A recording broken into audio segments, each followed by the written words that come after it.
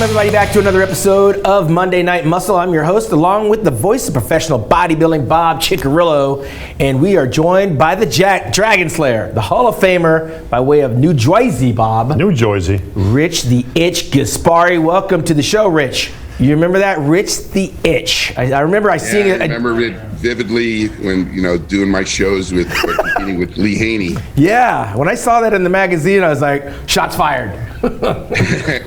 Well, Rich the Itch is not as bad as Lee the Flea. Lee the Flea Labrada. That's right. You guys had some nicknames back in the day. No, Lee Haney gave these guys nicknames. That was, listen, you were an itch to Lee, as everybody knows. You had a whole bunch of second places, some very good competitions at the Olympia, but you guys are also training partners to a degree.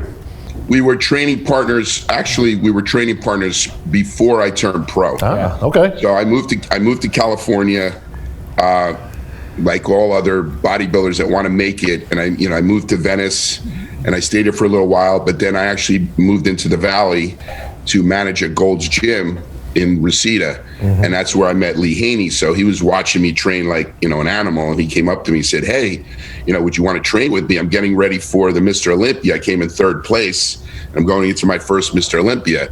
So I was like, I was 20 years old, and I was like, shoot, yeah, I want to train with a pro bodybuilder. Sure. And that's how we just started training together. Well, wait a minute, Rich. You did not know who Lee Haney was? Are you telling me that you didn't know? Of course I knew who Lee Haney was. I knew. Okay. But what I'm saying is, he was not the Lee Haney, 8-time Mr. Olympia. But he was national champion already. He was the national champion, and he got third. He placed third in the Olympia, and he did some Grand Prix. And he was, an up-and-comer. I mean, in that same gym that I trained in the Valley, there's some greats in there. It was Fred Hatfield, Jeff Everson, Corey Everson, Bertil Fox, Albert Beckles. That's at the Golds in Reseda. So was Lee intimidating? I mean, you're only, 5'9" on a really good day. He walks over to you. He's big. He's strapping. He's a national champion. He's already been an Olympian. He says, "Hey, do you want to train with me?" Did you look at that like a challenge or an honor and a privilege? Sean, if you would have known me when I was like 20 years old, I was a very cocky kid. Yeah, I heard the stories.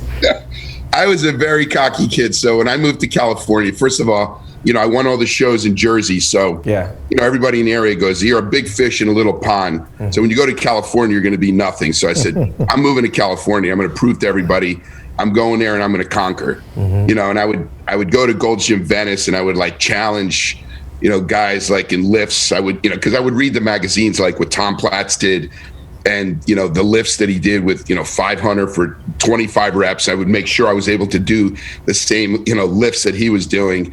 And I went to the gym one day and I trained there, and the Barbarian brothers, one of them was training there, and I asked, "Would you want to can I train in with you doing legs?" Oh boy. I was like, shoot, yeah, I want to train with this guy. And I just blasted legs to the point that the guy was almost like ready to throw up. Well, let's be honest, they weren't known for their legs, but they did. No, they weren't known for their legs. They trained with Victor Richards back in the day. Let's put some context here, though, Sean. Now, you're talking about a place and a time.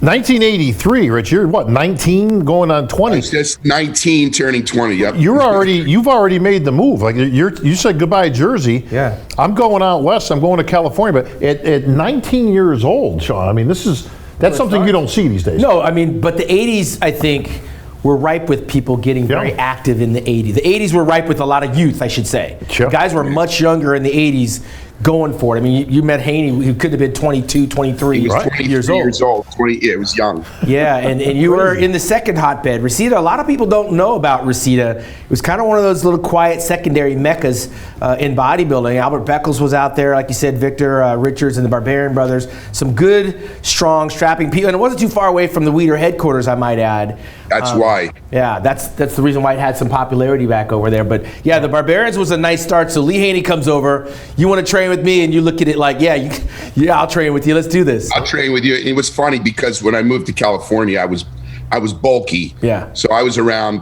255, but I was heavy, 5'9". And Lee Haney was 255, but hard. Yeah, right. So he goes, "How much you weigh?" I said, "I'm 255. I was all proud. I was 255. Pudgy. And he's like, "Well, I'm 255. And so he said something to me that really then changed my attitude, and how I was going to look. He goes, but you're 255, but you're a fat boy. Oh, that's shots fired. And only Lee could get it with his accent and the way he would deliver stuff. Country. Only he could get away with telling you that, and you didn't want to smack him. Yeah, I mean, you go, you're just a fat boy, and I'm like, motherfucker, this guy called me fat boy. I gotta get myself in shape. Well, let's fast forward a little bit, because obviously it was love at first sight because you trained with him until you got a chance to stand on stage with him. And your first Olympia, you were in third, I believe. That was 85. 85. It was the first Olympia that I came in second in the Night of the Champions. That I lost to Albert Beckles, but it was controversial because they said I should have won. But Albert also got second in the Olympia in 85 as well. Yes, and I got third. And how old was he then? Was he 60 years old back then? Albert was 85 back then. Yeah. I think he was like 50. I think he was like 54. Yeah, wow, which man. was amazing in itself. The ageless wonder, Albert Beckles. So that was actually an achievement. You were right there in the mix at the Night of Champions. That put you on the map. But the thing with Lee, I mean, I have the deepest respect for Lee. I mean, I always tell people he taught me a lot on how to train the muscle properly. Yeah. I was just a madman that I trained real heavy, but he taught me how to really hone in on muscle body parts and learn to, sculpt my body. And that's something he taught me. He goes, I taught the enemy everything I knew. Why do you think he took a liking to you, Rich? Like, why would he want to help you? You're nipping at his heels, and yet here he is helping you. Where did that come from? I mean, I don't know. We have like a brotherhood because it's something we both, till today, I have the deepest respect for Lee. He is very spiritual. And when I was out in California, I was ready to move back because I ran out of money. And I don't know if you guys know, but I moved in with him. Yeah, you were. Oh, wow. Him and Shirley, and training. I was training for the Nationals, and and he was training for the Mr. Olympia. And you can imagine two guys dieting, in this little apartment. Yeah. And there was one time, when you're on a diet, you're kind of snippy, and I guess I was a little, snippy with his wife, and he goes, "You better apologize to my wife. I'm gonna kill you." Oh boy. I actually feel bad because here's Lee taking this guy in to train with him to try to make himself a better bodybuilder while improving himself. And I was backstage at the Olympia. I wouldn't even give Kevin Levrone a slice of my orange. Yeah. The guy was over there dying in the corner. He asked for a slice of orange, and I wouldn't even give it to him. I feel bad. Hardcore you are, man. But man. Well, listen, I got to give you my favorite Rich Gaspari story. Okay, so me and Rich go back some time. Both Italian guys, both cocky, both from New York, Rochester, New Jersey, all that stuff, right? So often I would get confused. People would come up and think I was Rich, and I know Rich. We've talked about. He'd have people come up and think he was me, right? They thought you were Bob. Yeah, Holy now I see where the height thing comes because I'd have people come up and go, "Man, you're a lot taller than I ever thought you were," and I'm like, "Well, always been the same height." But we're at the Olympia one year, and I'm there with a group of people, and we're talking, and you can kind of send somebody off in the corner, and the guy comes up and he's like, "Hey, listen, I don't want to interrupt you, but I just want to, say I'm a big fan of yours. I've seen you at every Olympia and this and that." I'm like, "Oh, great, man, thanks, appreciate it." And he goes, "Yeah, listen, I apologize, I don't want to interrupt you, but can I get a picture?" I'm like, "Yeah, sure, man, no problem." So somebody gets the camera, and they take a picture of us, and he goes, "Man, thanks a lot. I really I don't want to bother you. I don't want to, be disrespectful. I'm just a big, big fan of yours." I'm like, "No, that's so." He's like, "Well, thanks again, and I really appreciate it, Mr. Gaspari."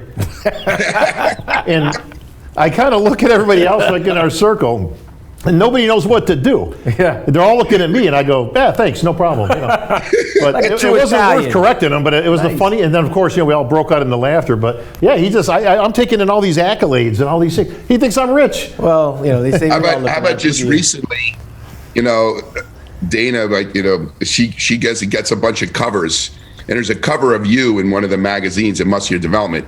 She frames like 3 or 4 covers that I put on my wall. One of them's of you, and she gives me this as a present. I'm going through it, and I go, "Dana, this is not me." I hope you left it up.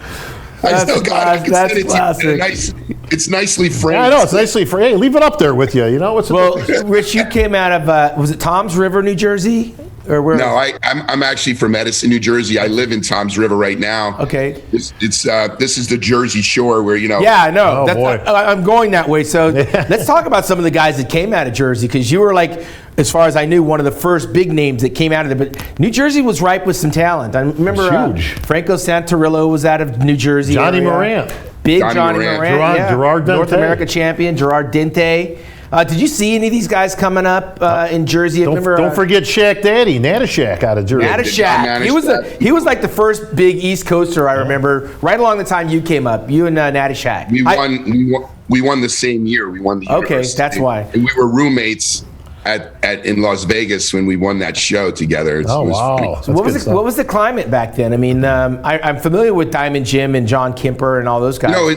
It's funny because Diamond Gym is the gym that made all the big champions. Right. I came out of some obscure town in Milltown. So I remember that. I never really trained in Diamond Gym. So the guy who who owned Diamond Gym.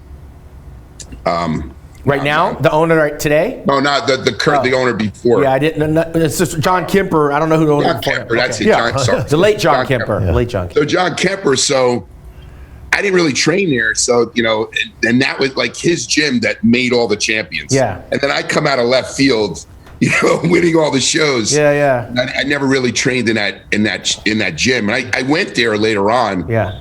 And it was a very that gym. It's a very crowded gym, really loud, like music. And I was training one day in there, and I made a comment. He heard me. I said, "Man, this music's too loud. It's giving me a headache." That's great. He comes up to me. He goes, "You don't like my music?" I'm like, "It's just a little too loud for me." So, Rich, you probably wouldn't remember this story, but in 1987, Sean. Yes. Toledo, Ohio Junior National Championships. I made my triumphant return after a less than stellar 1986 Junior National event, which I was there. Didn't make the cut. I was in that. But 87, I'm going to get my redemption. So they got Matt Mendenhall on the poster. Yeah. And I'm thinking to myself, oh, wow, you meet Matt Mendenhall. But we get to the show, but it was Rich Gaspari that ended up guest posing. So that's the first time I ever met you, Rich, was there. What happened was somehow, I guess, Matt couldn't make the show, so Jim Mannion called me and asked me, can you do a guest post? Yeah, that happens. Yeah. Were you in shape, by the way? I was in. I was always in pretty good shape for guest posing, so I was in decent shape. So I said, sure, I'll do it. The funny thing was, we get in, now, Rich is relatively new on the scene. It's only 87, right? Yeah. So he's just been around a couple of years. But I'm looking in the back. Now, I won my class. We're going to go for the overall. And I'm looking, and I see Rich kind of in silhouette. And I'm thinking to myself, which class did this guy win? Because I didn't see the other class. I'm like, oh my God! Like, I thought I got a shot to win this thing. I'm like, oh boy, here we go. It turned out it was Rich. He was guest posing, but yeah. Well, my first big impression of you, Rich, came by way of a magazine cover. I think you were standing next to an old school Corvette or something, but you had on straps, suspenders, no shirt. I remember that. You had the nice six pack and some I don't know what kind of pants those were, the bodybuilder billowy pants. Parachute pants. You had the parachute pants. And I thought, this guy's something. And of course, then you came into my gym back in 1986 and I got to watch you from afar. And that story I've told a million times over when I travel the world. The first time I saw you in 86 when Bob was talking about the Junior Nationals was in New York. But you came in to do your very first video, and we're filming in my gym, and getting to see you in person really kind of put things in perspective about how far I had to go as a bodybuilder. Rich was coming off of, were you second place in 86? Yeah, second place. And then you were second in 87, and of course by the time I arrived at the Olympia, Rich, you were still getting second, but you got the very first Arnold Classic in 1989. You got that trophy anywhere around? I see the medals. Where's the trophy at, Rich? Come on. There it is. There we go. There's your Sandow. Well, hang on. We got to get into that. That's the very first one. We got to get into the 33 years ago. We got to get into the ins and outs of the very first Arnold Classic. Rich, hang with us. We're going to take a quick commercial break. Back with the Dragon Slayer in just a moment. People always ask how I got here. I was willing to work just a little harder than everyone else. Every damn day. If I can have hundreds of hours back, I'm gonna grab them. Spending hours prepping chicken, rice, and vegetables, F that. I rely on perfect nutrition. I rely on trifecta. All right, back with the Dragon Slayer. Where'd that nickname come from, Rich? It's funny. I didn't give myself that name. It was Jeff Everson. The late Jeff Everson. Yeah. When I started winning all the shows, he said, it was always the thing about, I didn't have the genetics or I didn't have the height and all these things. And, Jeff wrote this article saying, Rich is like a dragon slayer. Yeah. He can beat the undefeatable and still, reign as a champion. And, I was like, God, it's a stupid name. And, years later, right. I kind of, now I love, being called the Dragon Slayer because, Dragon Slayer is anyone who can defeat adversity in any way in life. And you did. So it's cool to be called, a Dragon Slayer when you're a Dragon Slayer. Let's take us back to that 89 Arnold Classic. Okay, it's the very first time. I'm not aware if you ever met or talked to Arnold Schwarzenegger prior to 1989. I mean, you came up in the shadow of Lee Haney. And in the midst of his greatness, you probably didn't realize how great Lee Haney was because you were chomping at the bit to try to beat the guy. And Lee Haney, of course, would go on to win 3 or 4 more Mr. Olympias. But you won the very first Arnold Classic. And there's something to be said for being the first because it's been 33, 34 years now. Did Arnold personally call you in 1989 and say, hey, Rich, we want you on our show? Or was that Jim Lorimer, his partner?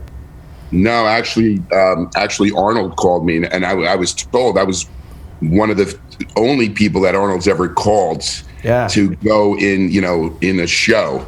So he did call me personally and said, I'd love to get you into the Arnold Classic. I was going to skip the Arnold Classic because I went through the Olympia in 88, and then I went through 7 Grand Prix tours, and I went through this battle with Lee Labrada. Yeah, those were honestly, I was very burnt. Mm-hmm. So I had to take a short break, and a lot of the other guys, they skipped the Arnold because that was such a grueling Grand Prix tour. It was like a show every weekend, 2 shows a weekend for 4 weeks, 7 shows. That's why you're the Dragon Slayer. Yeah, right. So I won 4 out of the 7, and it came in second in 3 that Lee Labrada, beat me for the first time because I was never beaten except by Lee Haney. Isn't it funny what we remember as we get old? You remember that like it was yesterday. Yes. But if I talk to you about something else, you're like, I gotta, Dana, help me out with this here. Well, let me get back to now. Again, we're talking the 80s here, so we're not talking modern cell phones here. We're not talking the internet. So when you get a call from Arnold, do you think it's just like one of your buddies playing a joke on you? Like all of a sudden you hear that voice on you, hey, Richie, how you doing? I would get frequent calls from Joe Weider, and I did get calls from Jim Lorimer. So you knew it was but coming. No, I believed it was Arnold when he called me. Listen, Rich, we have this show called the Arnold Classic, and we'd like you to go into this first show. It's going to be very spectacular. We're going to put you on TV, and it's going to be big. You have to enter this show. You sound like Franco. Yeah, that's got more. Maybe I'm not doing a good German. There's way too much German. That sounded like something out of Hogan's Heroes. He's actually Austrian, for the record. Okay, so you win the very first one. I believe you won $50,000 at that time. Was that the 55. largest? 55. You're absolutely right. What an odd number, right? That was a very odd number. Was that the most you had won at one point in time in your career, including the second? Yes, it's the most. The shows back then, I think the Olympia in 88 was 25,000. Right. It wasn't. Then Arnold brought that show up to 55,000 because he wanted Joe to bring the Olympia to 60,000 for first place. Well, so he kind of pushed Joe and nudged him to increase the prize monies because he said he would increase it every year. But yes, that was the most I've ever won. The Grand Prix tour I did very well because each show was 10,000. Added up, right? So I did, 7 shows and I won, 40,000 out of the 4 I won, and then I got another 4,000 out of the 3. Plus, at that time, when you guys remember, you would travel and you go place to place and you would sign autographs and sell your pictures and go into gyms and they'd pay. It adds up, right? Yeah, but you'd come back with a good amount of money. More than the IRS would allow you to, right? You did very well for yourself. I don't know. I had a lot of money, stashed away on your jacket. Yeah, you didn't get patted down coming to TSA. Yeah, but Rich, one thing that I never saw from you, I saw it one time in your life and I never saw it again. And I'm glad that it was actually at the 1989 Arnold Classic. It was how high you jumped off the ground when they announced you in first place. I hope we can find that graphic because you literally had both of your ankles touching your butt. You were so high, and your hands were so high up above your head. I mean, I never saw that kind of elation except for when Mike Christian won a Mr. World title. Were you surprised that you won, or what? I mean, what was the where was the euphoric feeling coming from? I knew it was tough. One of the competitors looked really good was Robbie Robinson. Yeah, dangerous. So I knew it was tough, and I wasn't. I know I won the show, but I wasn't at my best. I was about 10 pounds lighter than I normally was because I got sick before that show. I had the flu. And it was just a very difficult show preparing for it because I did all those Grand Prix shows. And then going into that show, I needed rest. But I still went into the show and, luckily won. But, I just was a little worried that I was at my lightest. Would I win? Robbie looked really well, really good. I don't think you were more than 205 pounds. How much did you weigh? I was about 206. Normally I competed from 220 to 212, was my normal weight. I mean, I weighed in 88 or 208, but on stage it was about 212. I'm assuming that was the highlight of your career. Was that the highlight of your career, or winning the Nationals? I guess so, because then after that, it was all downhill. Well, take us through that time. So you've got some of the worst luck when it comes to timing. It reminds me of Mendenhall, where he had that stretch where he just lost all these but he won. Mendenhall never national championships, but he could never get that pro card. But as great as you were, you got Lee, your training partner, right in front of you, who's winning, and you're second, and he's winning, and you're second, and he's winning, and so on. Did it feel like you were just like in a I can't win situation? I mean, it mentally, it was difficult to year after year come in second place in a show that I was trying everything I could. The first time I came in second, I came third and then second. I'm like, I'm going to win. And the following year, I'm going to win. Yeah. And then, I went into that show. It's like, how am I going to beat Lee? And so 87, I came in much bigger. I was, 8 to 10 pounds bigger than I was. But I wasn't as defined as I was normally known for. I was known for having that, dense, striated physique. So then they said, if you came in that kind of shape again, you're going to lose. So 88, I came in back into the shape of being, ripped. And I went into that show and still got second. So I'm like, shoot, I don't know what to do. And then going into the Grand Prix, I thought, okay, I'm going to win all these shows and then lose to Lee Labrada. I started going like, shoot, it was hard, mentally. Well, when did you stop training with Lee Haney to decide your path? We only trained when he won the Olympia and I won the Nationals, and then you had to win the Nationals and then win Mr. Universe. Right. I tell a lot of people it was a lot more difficult to turn pro because you had to win both. You had to win the Universe. Right. And if you didn't win the Universe, you would go back and have to go back into the Nationals. Right. And after that, Lee and I stayed friends. And of course, he moved to Georgia and I moved back to New Jersey. Okay. And we stayed in touch and we spoke. But I'm just going to assume the training never resumed again. No, we never trained. It's funny. The last Mr. Olympia that he won, his 8th Mr. Olympia, he actually called me and he asked me, he goes, Rich, what we did was like so cool how I won the show. And this is my last Olympia. And I'd love to have you fly to Georgia to train with me for my last Mr. Olympia. Let's be training partners. And I turned him down because I ended up training in Venice in California because I wanted to bring back, when I came in my best to train in California. So I said no. And I regret it because him and I had such a good connection. I mean, we pushed each other really, really hard. But you were coming off the 1990 drug test at Olympia, which is a little known fact that I believe you were 6th, 7th. No, the drug test, I was 5th. You were 5th place ahead of... I know you beat me in that show, Sean. Hey, that's why I made that come up. Got my shirt. But that's where Frank Hillebrand was 6th place from Germany. Yeah. And we had Ben Fato was in that show. Yes. I think he was either 6th place or 7th You place. came in, you were 3rd, right? Thank you for reminding Bob. I was 3rd, and that was my comeuppance arrival. Yes. Well, that was a weird, listen, that was a weird year. And it was a weird year.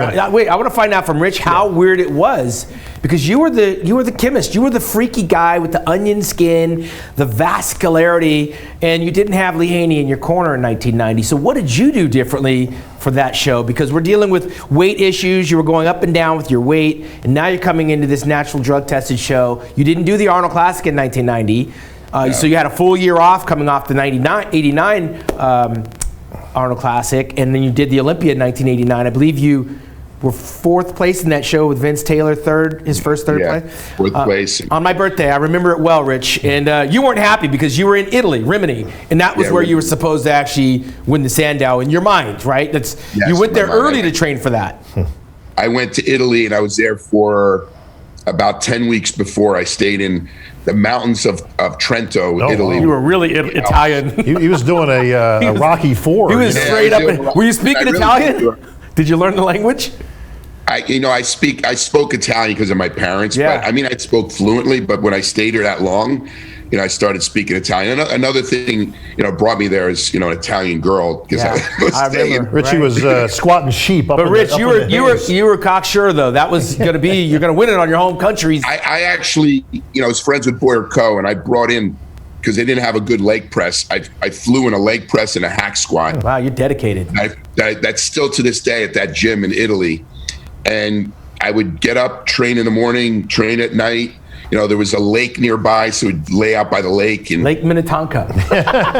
Not that one. Yeah. That's from the Purple Rain. Lake Lago di Garda. Well, see, this is the difference between you and Bob. Your dedication. You got your own leg machine. Bob wouldn't do that. He couldn't go to those. No, I'd have been up. It's amazing how far this guy will go to try to win. I'd have been up there squatting farm animals and stomping grapes, to get your leg work. Yeah, stomping the grapes. He's got an eye for talent. Killed 2 birds there, right? So, Rich, you didn't have a chance to enjoy Italy because you were on a mission. Obviously, you weren't partaking in the food and the culture. No. You were on a mission, and then you wind up, I believe, 4th place behind Vince Taylor. How did it feel? Well, it didn't feel good. I mean, one of the things that I did is I listened to, a trainer who gave me bad advice, and I ended up taking. Who was that trainer? What's that? We need names. Yeah, give up a name. Let's go. Who are we dealing with? Dude, I can't even remember his name. Probably better that you forgot him. I'll try to remember it, but okay. I mean, it's many, many years ago. But he gave me advice, and I ended up taking some aldactone and some, diuretics. Okay. And what happened was, it just, on the day of the show and the pre-judging, I was holding water. Yeah. So I think if I was in better shape like it was a night show, I would have at least beaten Vince Taylor. Maybe I wouldn't have beaten Labrada, but I would have beaten Vince Taylor. Okay. But that was Vince's chance because I was holding water for Vince to come in and, Vince was coming off the 88 overall national championships. But fast forward, now it's the 90 Olympia. You hear it's going to be drug tested. Vince McMahon is looming around, trying to sway people over. What was your thought process? It's difficult because you have to figure out what you're going to do to be able to, prevent your body from, when you're, I train very hard, and I think, what the drugs do is they prevent you from, losing muscle. Mm-hmm. And when you're training and you're overtraining, when you train that hard, I think it's just very hard to keep that muscle. For me, it was. Yeah. So going into that show, I was nowhere near what I normally look like. It didn't have the onion skin. I was in good shape, but I mean, guys like you, I think really looked good. And I thought, who's really surprising was Mike Christian. Mike, yeah. He looked just like a freak. Yeah, he was one of the guys that figured out something. But we're gonna continue on that line of questioning right after we take this commercial break with Rich Gaspari. You diet down, train hard, and supplement smart for months. When the time comes to step on stage, don't leave your tan to chance. Go with the pros. Pro Tan. #1 worldwide since 1987 and the official sponsor of the Olympia for the last 15 years. Don't step on stage without it. Pro Tan. All right, we're back here at Monday Night Muscle, all things bodybuilding. Bob, we're talking to the Dragon Slayer. Walk down memory lane. We're in 1990. We're getting closer to the end of the road for Rich because he only had a few more years left in the tank before he actually. We're only up to 1990. 1990, but we're getting there. It's going to be a 3-hour special. We got to get younger people on this. Well, this is the 1990 was a huge year. Remember, this is when they were coming down on the steroids. Yeah. It was I don't know what it was actually called, but there was some type of operation going on. Not only in bodybuilding, this was happening in the Worldwide Wrestling Federation back in the day. It was also going down with the baseball players as well. This was the last big push to get us into the Olympics. That's what the whole thing hinged on. Well, we were trying to get into the Olympics, correct. And then you also had Ben Johnson coming off the Olympic Games where he ran the 986. Ben screwed us all. To this day, this guy's the most hated man in the world. They put the spotlight on sports in general, but I mean, we saw him run like a 986 or something ridiculous. But nonetheless, Rich, so we saw Mike Christian come in and just wow everybody because he didn't lose a beat from the Arnold Classic, which took place earlier that year. But now you're down there in 5th place at the Olympia, an unfamiliar place because I believe the year before you were 4th. The year before that, you took 3 consecutive 2nd place. Now you're going in the wrong direction, and you're coming off this drug-tested show. 1991 rolls around, and where are we at with our body, with our mindset, with our business and our logic? I mean, honestly, I started having issues with injuries. I had problems where I just didn't feel like my body was responding like it would normally respond. So, I mean, the 91 Olympia, again, I went to LA to train for it because I thought maybe it was going to help me. But I honestly feel that I should have taken off some time, like a year off from training. But then I was worried about guys like you saying, oh, this guy's coming up. If I hold back, he's going to come up and I won't be able to catch up to him. So it's almost like this thing that I stayed in when I should have taken a break. Because if you look at, pictures of me and what I looked like, when I got those second places, and then years later, in what I looked like when I competed, it wasn't like the competition was better, but I wasn't the same Rich Gaspari that I was. Where'd you place in 91? What was your placement in Orlando? I came in 10th in that show. So that had to be a gut check. Yeah, because I was that, top 10 is what, when you were in the show, you got top 10. And that's when I was like, you know what? I need to take a break. And I just basically semi-retired. Well, you did, and you were there for the Lee Haney retirement party. The question is, did you partake in that retirement party, or were you having a pity party for yourself? I felt I was still young enough that I should still be able to come up. And it was just weird. I said my body wasn't responding like it normally would. No, but I mean, what did your night look like that night? Okay, so here you are in a very unfamiliar place, 10th place. Are you over in the corner drinking a beer by yourself, or did you go and celebrate with Lee winning number 8? I mean, I went with Lee celebrating. I was very happy. I was very happy for Lee because, I no matter what, even though I've always wanted to beat him, I was always, I admired Lee, and I said the first time, I remember we're together, and at the first Mr. Olympia, I'm applying oil to his back, and my hand gets lost in his back. How big his back was. You see that? Yeah, but I never had this hatred towards my competitor, especially him, because I just felt he taught me so much, and I had the deepest respect, even though, like I said, I wanted to beat him. So since I didn't do, what I wanted to do, I was happy for him that he was able to, win and beat, Dorian, who was this upcoming guy who challenged him, for that show. That's not where it ended, Bob. So we're only in 91.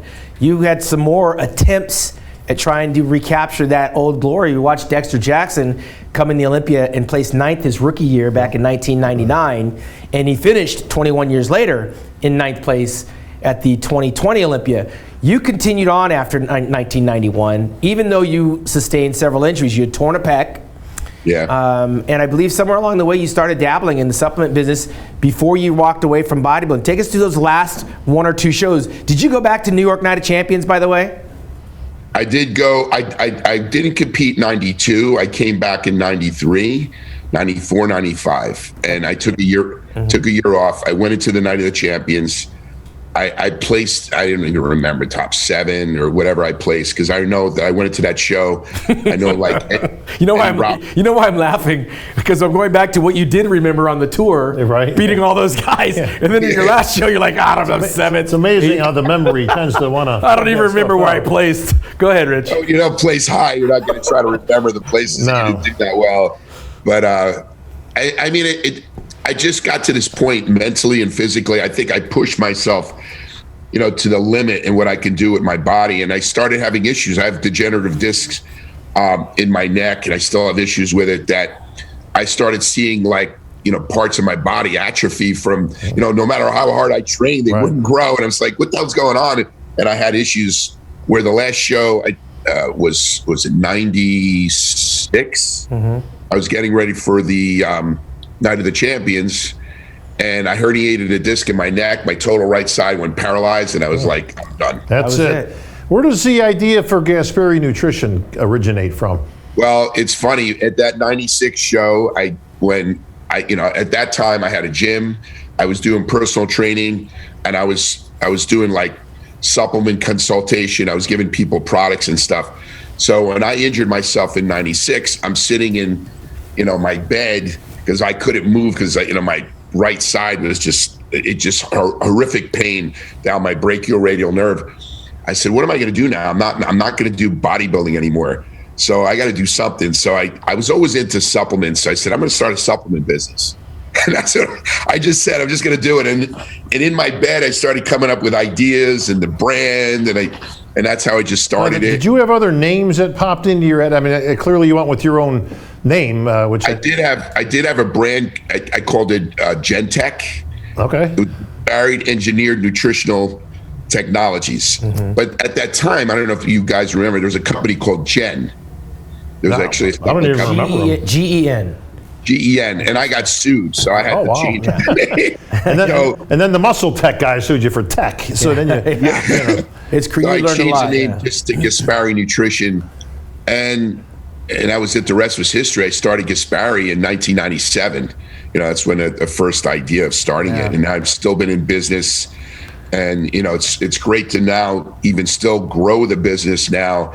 I had my ups where at the height of my company, 8-10 years ago, I was at my peak where the company's making over 100 million, and then the company, through a divorce, I lost money, went bankrupt. Sounds like a bodybuilding career. Yeah, right. Yeah, I know, right? but now it's this last year, and it's funny. The pandemic actually accelerated my business even more, so that we're growing through a direct-to-consumer model on the web. And if you guys see stuff we're doing with social media, I have over 500 affiliates. It just continues to grow and grow, and I'm having fun doing it. Yeah, and you know what? You're coming out of your shell, Rich. You were not the most talkative bodybuilder back in the day. If you weren't counting calories or telling us, how much grams were in your protein and all this other stuff, we weren't really hearing from you. But you got, is it a podcast or what is it that you have? I do a podcast, Fitness, Fame, and Fortune, and the show is guys like you and me, and I got to get actually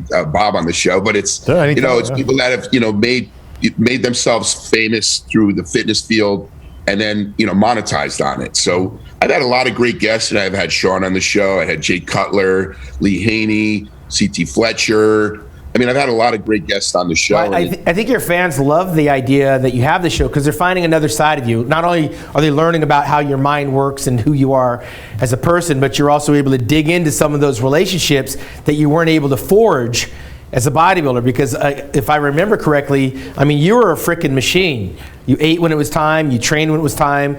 You didn't have a lot of friends, you didn't have a social life.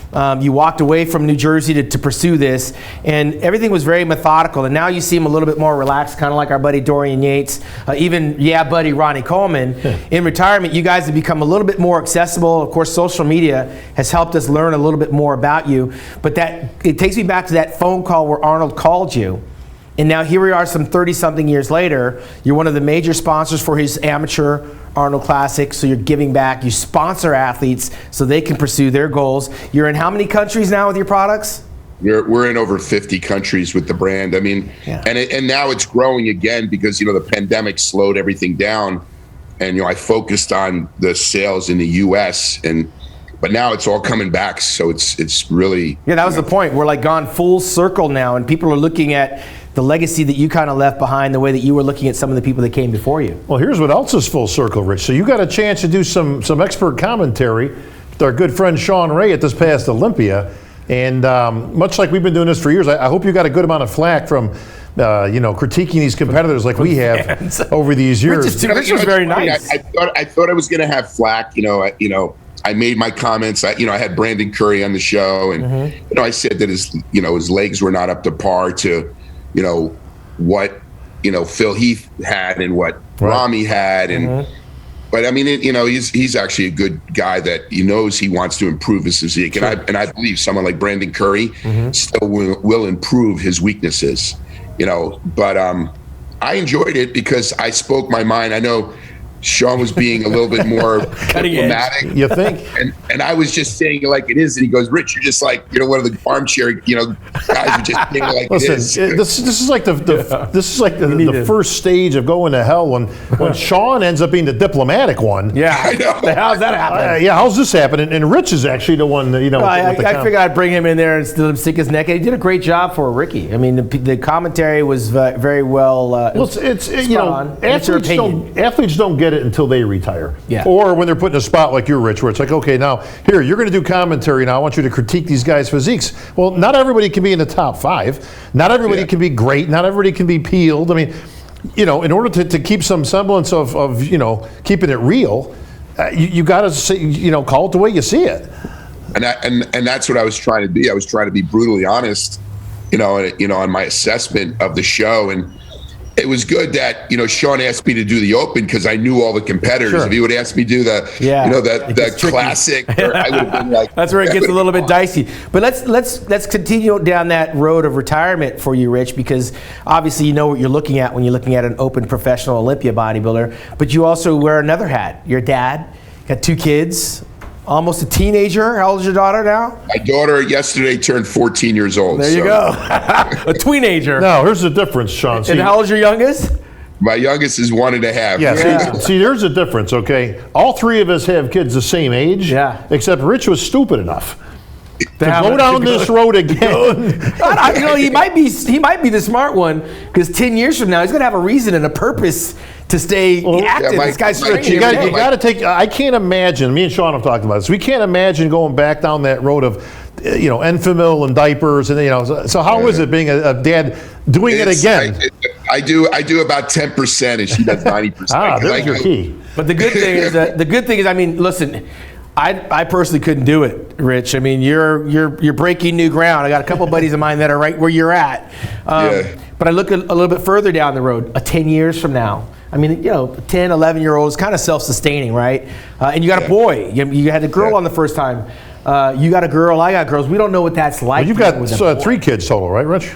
No, I have a stepson. Stepson, I raised, and he's 21 now, and he's going to become a police. Oh, that counts. Totally different. Yeah, and I've raised him, so he's my son. But well, 10 years from now, when Bob's sitting on his plantation out there in Atlanta drinking Mai Tais, and I'm out there doing the hard yard work for him, Rich, you're going to be at little Pee-wee football games. Yes, sir. Bob asked a poignant question to one of our guests. I think it was Kevin Lavroni's son. Would you want him to become a bodybuilder if he comes to you and says, Dad, I want to be a bodybuilder? Are you going to be the Lee Labrada dad or the Sergio Oliva dad or what?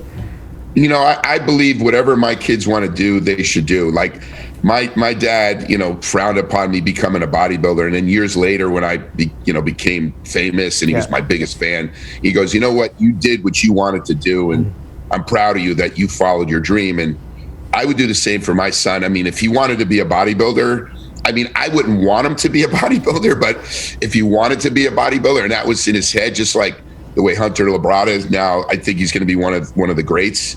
Of course I would let him do what he wants to do. I may be like 80 on a wheelchair watching him compete. Yeah, right. Yeah, but I think Lee was smart. Lee kind of said, hey, look, I let Hunter do what he wanted. When he came to me for advice, I gave him the advice. Well, Rich, that had to be kind of cool. Because Hunter obviously in the Olympia this year.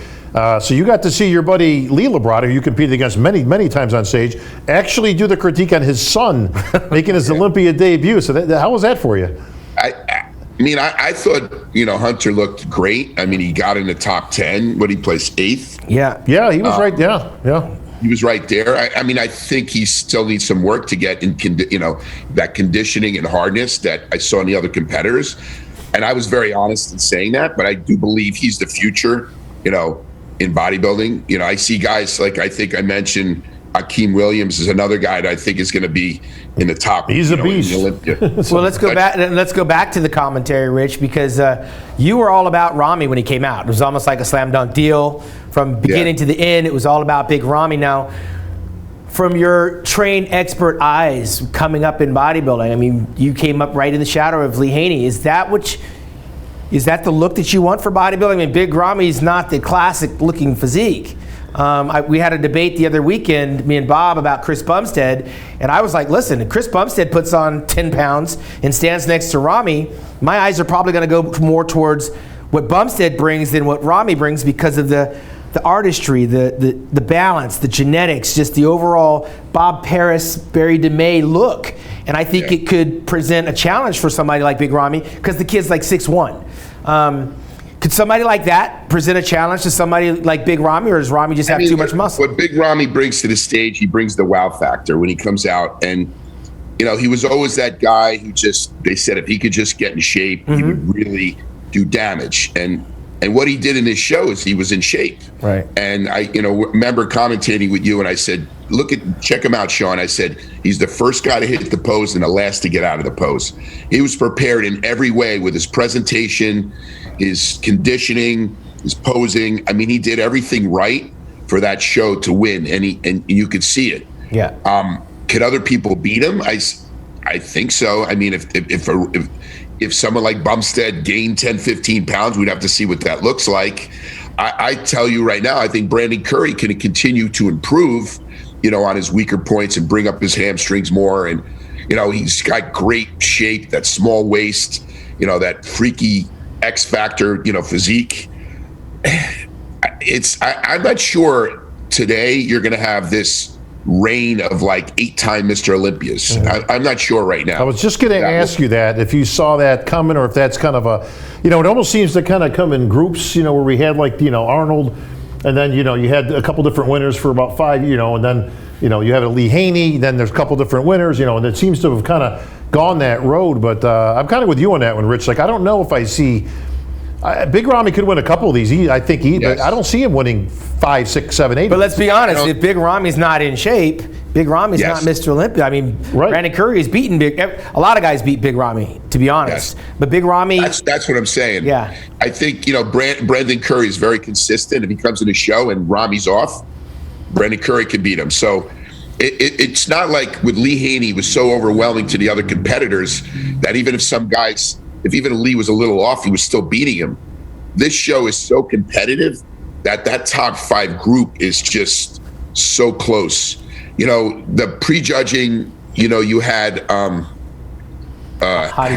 Rambod, Hadi Chupin. William Bonac. Yeah. Both of those guys were off in the prejudging. They just didn't look. They didn't pop.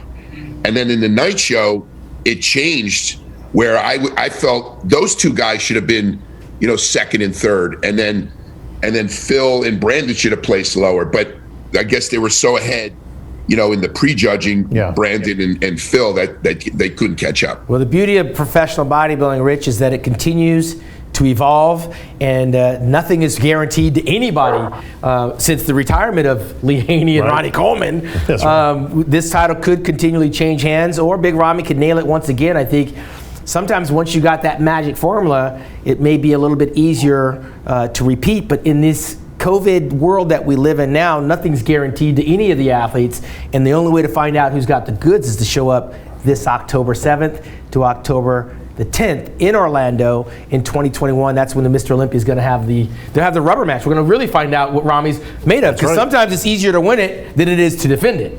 Well, Rich, what's kind of cool is, it is kind of a different era. I mean, you saw Dexter's entire career. I mean, he literally just kind of came in when you were getting out, and you just saw, a 30-year career.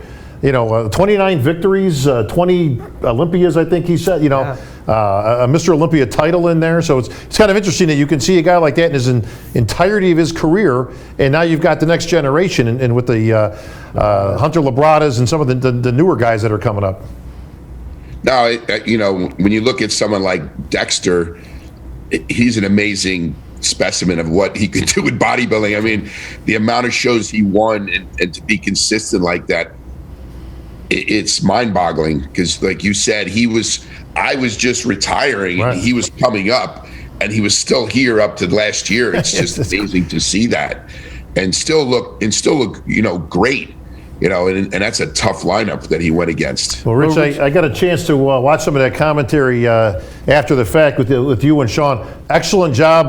Hopefully we can get you back again this year for the Olympia if you want to take that seat again. Because I love it. I'll let Sean be the diplomat, and I'll speak my mind. That's still amazing to me. But hey, if you could get this guy to be the diplomat guy, we all change, right, as we get a little bit older. You're maturing finally at 55. Man, we're getting there, man. But Rich, we appreciate what you give back to the sport of bodybuilding. We know it took a lot from you with those injuries that you had and that you sustained. But man, the mark that you left is gone down in the Hall of Fame, and now you're global with your products. And of course, we're going to look for the next generation with your son. Well, Rich, give a plug for the show, your podcast. You can get it on YouTube, any of the other podcast channels. It's Fitness, Fame, and Fortune. Fitness, Fame, and Fortune. and you can go on there and check it out. The show basically, I try to have it more on the business side of it, but it's been a show that, we talk to bodybuilders, what they're doing, how they're making money, but it's not always about making money. It's just, I wanted to be able to not just talk about sets and reps, all right, on the show. Sounds like your old Lifestyles of the Fit and Famous show. Yeah, I opened that door wide open for you guys to follow in, man. We appreciate your time, Rich, and we look forward to having you back on the show before the year's out. But for Bob Chick and myself here at Monday Night Muscle, that's going to do it for another episode with the Dragon Slayer. I'm Sean Ray.